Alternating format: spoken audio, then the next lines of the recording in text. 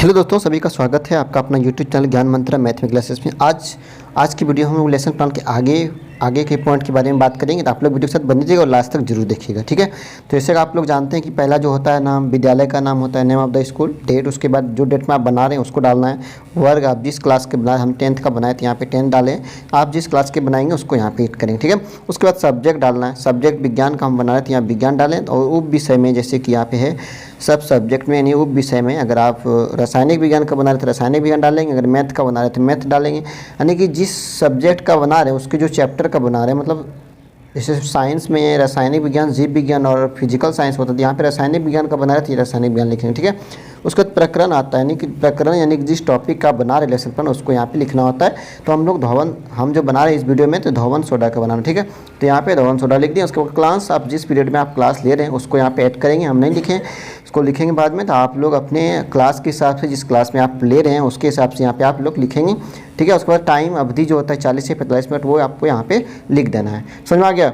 चलिए आगे बढ़ते हैं। कहता है कि ऑब्जेक्टिव सामान्य उद्देश्य जो है, इसमें आप लोग जानते हैं कि क्या लिखना होता है कि छात्रों को विज्ञान से संबंधित तथ्यों की जानकारी देना, छात्रों में वैज्ञानिक दृष्टिकोण का विकास कराना, छात्रों में तर्क शक्ति का विकास कराना, छात्रों में वैज्ञानिक शब्दावली का विकास कराना, ठीक है। तो ये आपको सामान्य उद्देश्य में लिखना है। उसके बाद आपको विशिष्ट उद्देश्य में यहाँ से दूसरा पॉइंट में लिखना है कि जिस टॉपिक के बारे में बता रहे हैं आप उसको यहाँ पे विशिष्ट रूप में छात्र धवन सोडा के बारे में जान सकेंगे, छात्र धवन सोडा को बनाने की विधि का वर्णन कर सकेंगे। और तीसरा पॉइंट में लिखेंगे छात्र धवन सोडा के भौतिक गुणों को जान सकेंगे। और चौथा पॉइंट में आप छात्र धवन सोडा के रासायनिक गुणों को जान सकेंगे। इस तरह से 4 से 5 पॉइंट आपको यहाँ पे लिखना होता है। आपकी कॉपी के हिसाब से जितना पॉइंट उसमें दिया है वो आप यहाँ पे ऐड कर देंगे, ठीक है। उसके बाद आता है सहायक सामग्री, टीचिंग एड्स। इसमें से आपको डालना है चौक, डस्टर, श्यामपट्ट, चार्ट, मॉडल भी डाल सकते हैं। यानी कि यहाँ पे 3-4 पॉइंट आपको डालना होगा जो आप टीचिंग एड्स में यूज करेंगे, ठीक है। उसके बाद पूर्व ज्ञान में देखेंगे 4th पॉइंट में कि 4th पॉइंट में यहाँ पे देखना है आपको कि पूर्व ज्ञान में कि छात्र धवन सोडा के बारे में समान जानकारी रखते हैं, ठीक है। इसको यहाँ से लिख देना है आपको। उसके बाद आते हैं शिक्षण विधि में। शिक्षण विधि में होगा व्याख्यान विधि, प्रदर्शन विधि, प्रश्नोत्तर विधि और स्पष्टीकरण विधि, ठीक है। समझ में आ गया। चलिए आगे बढ़। अगला जो पॉइंट होगा आपका प्रस्तावना के प्रश्न, यानी ये मोस्ट इम्पोर्टेंट ये टॉपिक है। तो यहाँ पे आपको ध्यान से लिखना होगा। बच्चे से क्वेश्चन करेंगे जल की कठोरता को दूर करने के लिए किसका उपयोग किया था, तो बच्चे बोलेंगे धवन सोडा।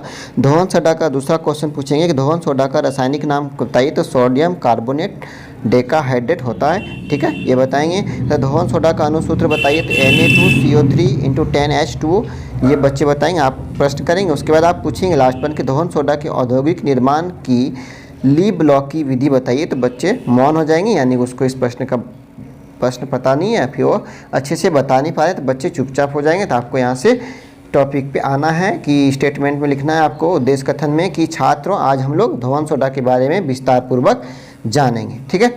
उसके बाद आगे देखते हैं। उसके बाद आता है शिक्षण बिंदु, छात्र अध्यापक क्रिया और छात्र क्रिया, ठीक है। यानी तीसरा जो कॉलम है आपका वो छात्र क्रिया का है। तो आप यहाँ पे शिक्षण बिंदु में जो टॉपिक आप बताएंगे उसको यहाँ पे लिखना है। धवन सोडा बनाने के लिए ब्लॉक विधि जैसे बना रहे हैं यहाँ पे, तो यहाँ पे छात्र अध्यापक क्रिया में आपको व्याख्यान लिखने के बाद आपको इस तरह से उसका पूरा डिटेल्स को लिखना है, यानी पूरा टॉपिक को व्याख्या करना है, ठीक है। समझ में आ गया। तो जहाँ पे लिखें ली ब्लॉक विधि, सोडियम क्लोराइड को सल्फ्यूरिक अम्ल के साथ गर्म करने पर सोडियम सल्फेट बनाया जाता है। सोडियम सल्फेट को कार्बन C तथा चूने के पत्थर को CaCO3 के साथ गर्म करने पर सोडियम कार्बोनेट बन जाता है, ठीक है। उसके बाद इस तरह रिएक्शन दिखा देना है यहाँ से, जैसे यहाँ पे दिखाया गया है 2NaCl + H2SO4 को रिएक्शन किए तो Na2SO4 + 2HCl प्राप्त हुआ। फिर Na2S + CaCO3 को रिएक्शन किए तो Na2CO3 + CaS प्राप्त हुआ, ठीक है। तो इस तरह से उसको रिएक्शन करके दिखा देना है बच्चे को। उसके बाद यहाँ पे आपको लिखना है कि इसमें छूट गया है कि यहाँ पे लिखना है कि छात्र ध्यानपूर्वक सुनेंगे वो समझेंगे, ठीक है।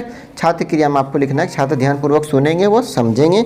उसके बाद आपको आना बोधात्मक प्रश्न में, यानी कि बच्चे को जो आप पढ़ाए उसको यहाँ से पूछना है 1-2 प्रश्न कि सोडियम सल्फेट का अनुसूत्र क्या होता है, तो Na2SO4 होता है, तो वो यहाँ बच्चे बताएंगे। उसके बाद सोडियम सल्फेट को कार्बन तथा चूने के पत्थर के साथ गर्म करने पर क्या होता है, तो बच्चे बोलेंगे सोडियम कार्बोनेट Na2Cl प्राप्त होता है, Na2CO3 प्राप्त होता है, ठीक है। यहाँ से बोधात्मक प्रश्न हो गया। उसके बाद आगे बढ़ेंगे, श्यामपट्ट कार्य हम लोग बाद में देखेंगे, ठीक है। पहले शिक्षण बिंदु जो वो उसको देखते हैं। शिक्षण बिंदु दूसरा देखिए, दूसरा में आ गया धोवन सोडा का रासायनिक गुण, यानी कि इसके रासायनिक गुण को यहाँ पे बताना। तो पहले विकासात्मक प्रश्न पूछना है, क्रिस्टलीय सोडियम कार्बोनेट को शुष्क हवा में खुला छोड़ने पर क्या होता है। प्रश्न इसके क्रिस्टलीय जल का आंशिक भाग वायुमंडलीय में चला जाता है, ठीक है। उसके बाद दूसरा प्रश्न है धोवन सोडा का रासायनिक गुण बताइए, तो उसमें बच्चे मौन हो जाएंगे। उसके बाद आपको टॉपिक पे आना है कि स्पष्टीकरण करना है उसका,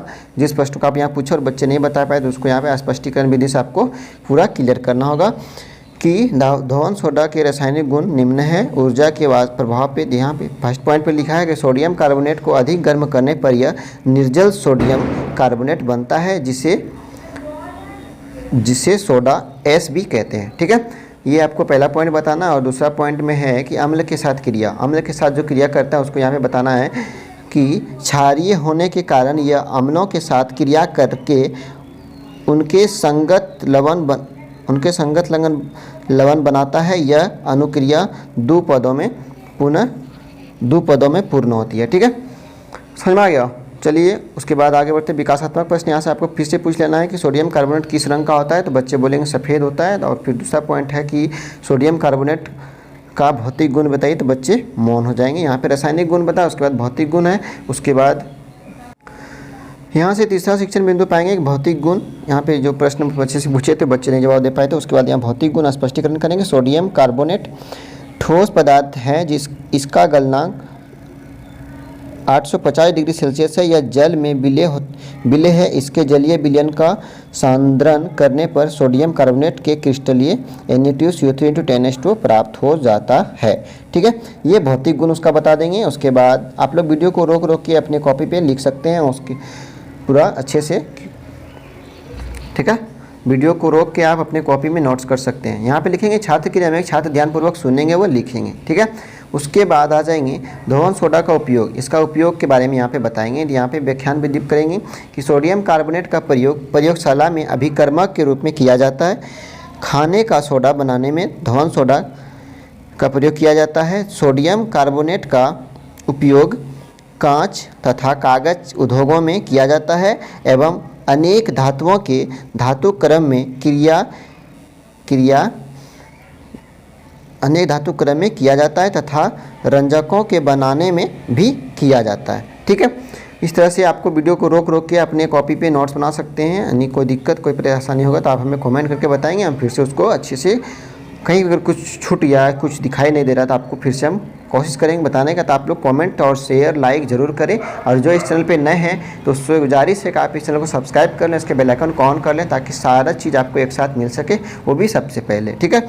और उसके बाद यहाँ पे देखिए सोडियम बोधात्मक प्रश्न में दो प्रश्न पूछना है कि सोडियम कार्बोनेट का उपयोग प्रयोगशाला में किस रूप में किया जाता है, तो बच्चे बोलेंगे अभिकर्मक के रूप में, हम लोग पीछे भी पढ़े थे।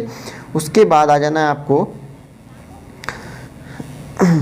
पुनरावृत्ति के प्रश्न में कि धोवन सोडा बनाने में प्रयुक्त समीकरण को लिखिए, धोवन सोडा का रासायनिक गुण बताइए और धोवन सोडा के दो उपयोग बताइए। इस तरह से 2-4 प्रश्न आपको पुनरावृत्ति प्रश्न के पूछ लेना है। उसके बाद गृह कार्य में 2-4 प्रश्न आपको इस तरह से दे देना है, ठीक है, जैसे दिख रहा है यहाँ से प्रश्न आपको। उसके बाद यहाँ नीचे के टॉपिक पर आपको छोड़ना है। यहाँ पे शिक्षक का हस्ताक्षर होंगे तो यहाँ पर आपको कुछ नहीं लिखना होगा। उसके बाद चलिए हम लोग देखते हैं श्यामपट्ट कार्य, यानी 3 शिक्षण बिंदु हम लोग किए हैं, तीनों का श्यामपट्ट कार्य हम लोग एक एक करके देखेंगे। तो आप लोग अच्छे से देखिएगा ध्यान से और वीडियो को रोक के अपने कॉपी पे लिखिएगा और लेसन प्लान अच्छे से बन जाएगा आपका, ठीक है। तो यहाँ पे देखिए पहला जो शिक्षण बिंदु था धोवन सोडा बनाने के लिए ब्लॉक विधि, जो सोडियम कार्बोनेट बनाने की लिए ब्लॉक विधि। तो यहाँ पे अच्छे से ध्यान से देखिए कि रिएक्शन जिस तरह से किया गया था आप लोग इस तरह से करके अपने लेसन प्लान की कॉपी पे लिख सकते हैं। पूरी अच्छी तरीक़ा से पूरा साफ दिखाई देता होगा। पूरी वीडियो को अच्छे से रोक के आप लोग अच्छे से देख सकते हैं और अपने कॉपी में नोट्स कर सकते हैं। समझ में आ रहा है? श्यामपट्ट कार्य को अच्छे से इस तरह से पूरी कर लेना है आपको। और उसके बाद मूल्यांकन प्रश्न में 2-4 प्रश्न आपको डालना होगा। धोवन सोडा बनाने की विधि को बताइए, ठीक है। उसके बाद है सोडियम सल्फेट के अनुसूत्र को बताइए। 2 प्रश्न इससे यहाँ पे मूल्यांकन प्रश्न में पूछ लेना है आपको। और श्यामपट्ट कार्य के बगल में जो मूल्यांकन प्रश्न है आपको इसको पूछना ही है, नहीं तो फिर आपको कॉपी में नंबर नहीं दिया जाएगा, ठीक है। यानी कोई भी टॉपिक को आपको खाली नहीं छोड़ना है। समझ में आ रहा है? तो ये समझ में आ गया। वीडियो को रोक रोक के आप श्याम पट्ट कार्य भी अच्छे से कर सकते हैं इस तरह से, ठीक है।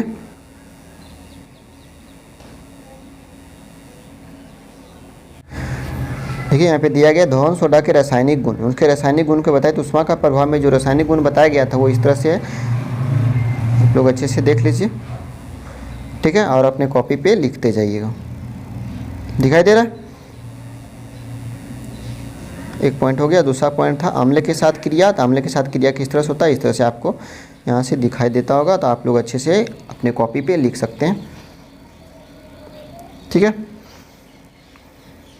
उसके बाद आपको शिक्षण धोवन सोडा के यहाँ पे मूल्यांकन प्रश्न में आपको 1-2-4 प्रश्न पूछना है इसमें भी कि धोवन सोडा के रासायनिक गुण को बताइए और सोडियम कार्बोनेट किस रंग का होता है इसको बताइए। तो आप लोग यहाँ से 2 प्रश्न इसमें डाल देना। उसके बाद श्याम पट्ट कार्य इस तरह से पूरा हो जाएगा। इसका शिक्षण बिंदु दूसरा पॉइंट का श्याम पट्ट कार्य भी पूरा हो गया, ठीक है। आगे बढ़ते हैं।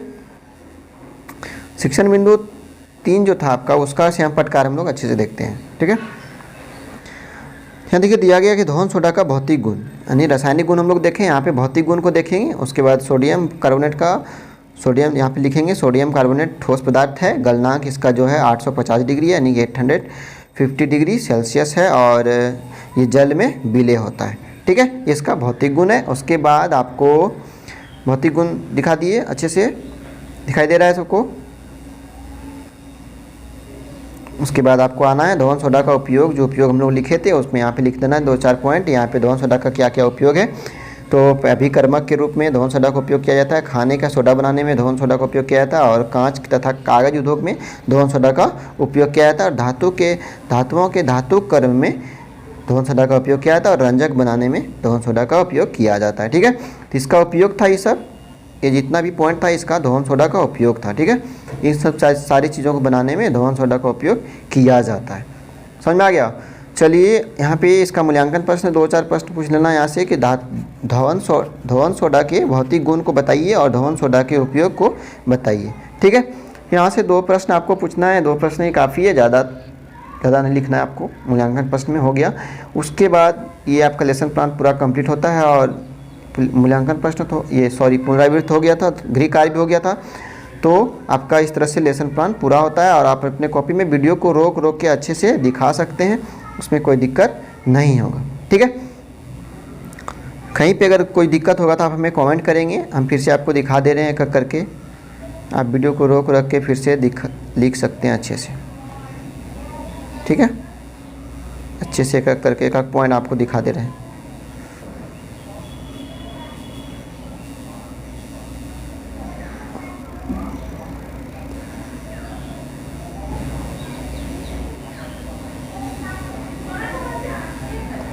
समझ में आ रहा है?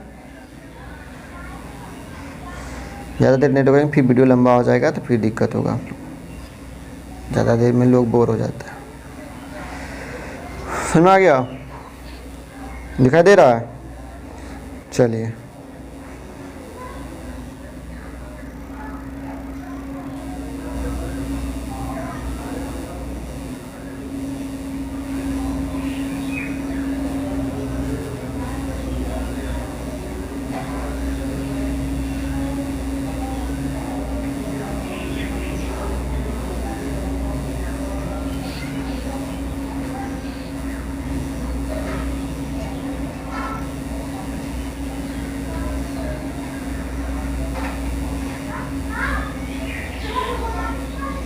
हो गया?